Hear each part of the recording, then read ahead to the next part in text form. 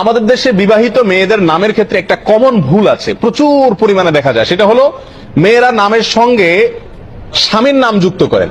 যেমন কথার কথা মেয়ের নাম ফাতেমা, স্বামীর নাম কথার কথা আজিজ, তো নাম রাখে ফাতেমা আজিজ। বিয়ের পরে ফাতেমা আজিজ এটা এখন নাম রাখে। তো এটা ইসলামের দৃষ্টিতে সঠিক না, কারণ কোরআন কারীম আল্লাহ সুবহানাহু ওয়া তাআলা বলেছেন উদউহুম লিআবাইহিম, তোমরা মানুষদেরকে ডাকো তাদের বাপের নাম দিয়ে সম্বন্ধ করে। আপনার নামের সঙ্গে যদি যুক্ত হয় সেটা আপনার বাপের নাম যুক্ত হতে পারে, স্বামীর নাম না।